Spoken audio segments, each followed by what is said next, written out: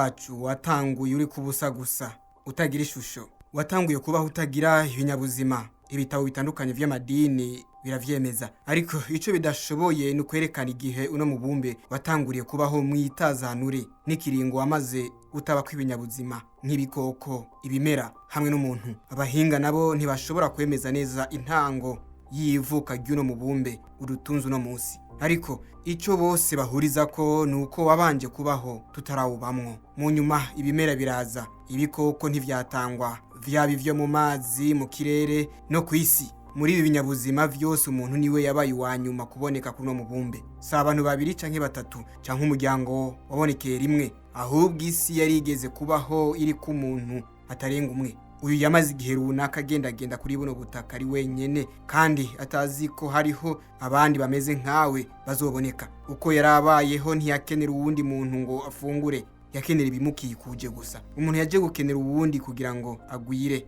yuzura isi. Niho aho kubandanya yibana yahavuye aronka uwundi babana w'igitsina gore, aba baburugo. Mu nyuma bahinduka umuryango uvamo ikibano. Gutyo intara ziravuka, ibihugu birakurikira, n'imigabane itandukanye iraboneka. Ibi nivyo vyavyaye ukubaho k'umuntu akenera uwundi. Hagatangura kugaragara abantu bafise ivyo abandi bakeneye badafise. Hatangura kugaragara ubudasa hagati y'abantu mu bikorwa, hakaboneka abafise ivyo bashoboye gukora abandi badashoboye. Bagatangura guhanahana ibintu nk'impano, batangura kuguza ibintu n'ibindi, bakaguza ibikorwa n'ibindi. Abafise ubunararibonye muri ibi bakabiguza n'abafise ubunararibonye mu bindi.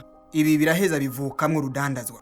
Uko barushiriza guhura n'intambamyi zitandukanye muri go, niko barushiriza kwiyumvira inzira irama yo kubikura mu nzira. Ibi biraheza bivyara iciyumviro c'ihera, ariko ihera ritangura ari utuntu dutandukanye twemewe na bose, nk'uko twabibonye mu gice ca gatatu ca kino kiganiro. Igihe umuntu avumburiye agaciro k'ubutare buri mu butaka, abatanguye gukoresha ibiceri nk'ihera. Iyo tuvuze ibiceri tuba tuvuze amahera macurano akaba yaciwe mu mabuye y'agaciro. Agaciro k'igiceri kakaba karavana n'ubutare gakozwemo. Muri rusange ibiceri vyacugwa muri argent no mu nzahabu. Igiceri cyose cyaba cyaracuwe cyaba gifise agaciro kaco k'umwimerere. Umuntu afise ibiceri yashobora kugura ikintu canke guhemba uwamukoreye. Uburemere bw'ikiguzwe canke bw'akazi kakozwe vyaguranywe n'igiceri hisunzwe ubutare gikozwemo. Uko wagukoreye yaba yakoze ibihambaye gusumba, niko wamuhemba ibiceri bikozwe mu butare burushiriza kugira agaciro kuruta ubundi. Hariho ubwoko butandukanye bw'ibiceri, kandi ubu bwoko nibwo busigura uko ibiceri vyagiye bihindagurika gushika ku ishusho y'ibiceri ushobora gukabaka buno musi.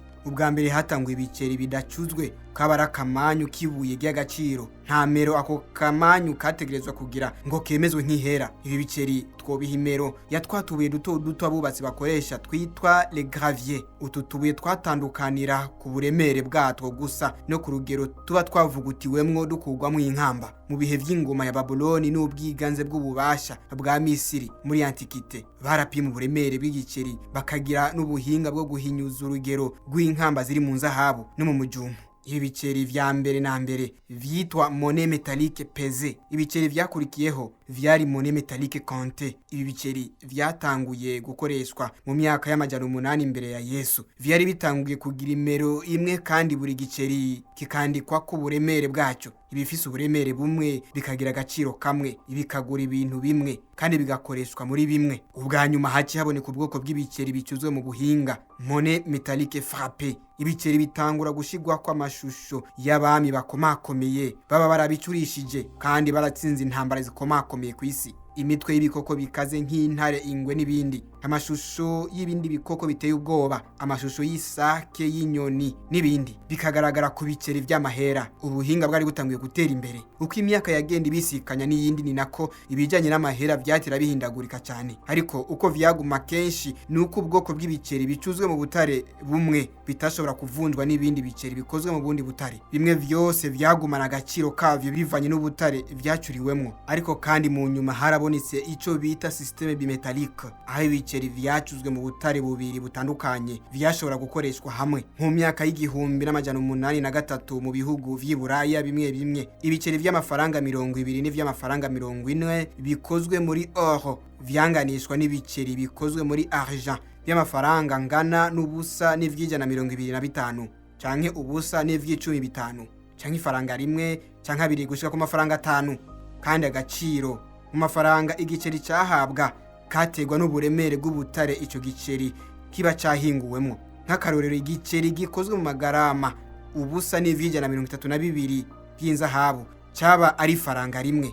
Uko nyene niko vyagenda biraduga. Igikozwe mu magarama ubusa n'ivijana 62 kikaba ari igiceri c'amafaranga abiri. Uko niko vyagenda biduga bikurikirana.